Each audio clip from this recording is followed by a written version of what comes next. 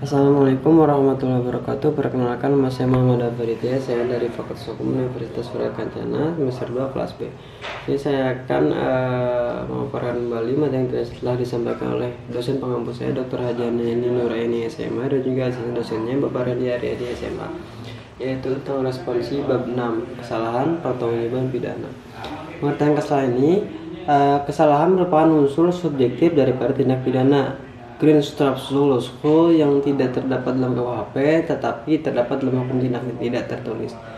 Kesalahan adalah keseluruhan syarat yang memberi dasar untuk adanya kecelakaan pribadi terdapat perbuatan pelaku tindak pidana. Dalam arti yuridis dibagi kesengajaan dan kealpaan. Unsur-unsur kesalahan ini lupa bertanggung jawab, adanya hubungan batin antara pelaku dengan perbuatannya, itu berupa kesengajaan atau kealpaan, tidak adanya alasan pemaaf. Dan pengertian kesalahan ini menurut MVT, kesengajaan diartikan yang menghendaki atau mengetahui. Menurut teori yang tentang kesengajaan ini, itu pelaku mempunyai kehendak untuk mewujudkan garis teori, mewujudkan unsur-unsur dari rumusan undang-undang, itu garis teori. Yang kedua, selain itu pelaku juga menghendaki akan akibat yang timbul dari pelaku juga, dan atau pelaku juga sudah dapat membayangkan foretelling teori yang akibat dari yang nanti timbul. Kemudian corak atau bentuk kesengajaan dengan maksud bertujuan, yaitu bentuk kesengajaan yang paling sederhana di mana perbuatan pelaku ditunjuk untuk menimbulkan perbuatan yang dilarang dan pelaku menghendaki perbuatan tersebut beserta akibatnya. Lalu kemudian dengan ada kesengajaan dengan sadar kepastian, yaitu akibat yang memandang. Dalam hal ini perbuatan pelaku menimbulkan dua akibat, yaitu akibat yang memang dituju oleh si pelaku, yaitu dapat berupa delik sendiri dan dapat berupa penyertaan.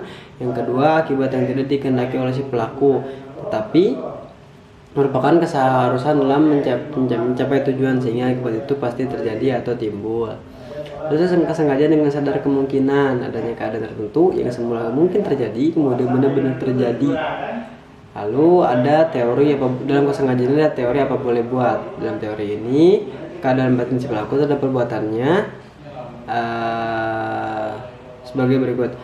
Akibat itu sederhana. Akibat itu sebenarnya tidak dikehendaki. Bahkan pelaku benci atau takut akan kemungkinan timbulnya akibat tersebut, kayak akibat akan tetapi meskipun demikian yang menghendaki bila keadaan atau akibat itu timbul apa boleh buat, hak itu diterima juga. Ini berarti pelaku berani mengambil resiko.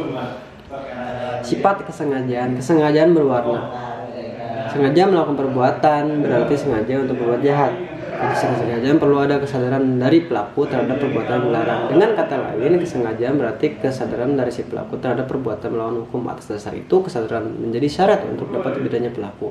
Ajaran ini sudah tidak dianut lagi karena memberikan beban yang berat terhadap penuntut umum dan hakim.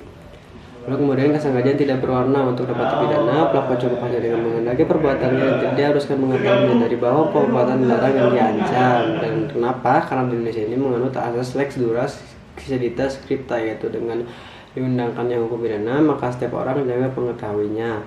Lalu pembagian kesengajaan ini ada dolus determinatus, atau pembagian atau jenis-jenis kesengajaan ini ada dolus determinatus, dolus indeterminatus, dolus alternativus, dolus generalis, dolus generalis, dolus indirectus, dan dolus probabilitatus, dan yang terakhir dolus repentinus.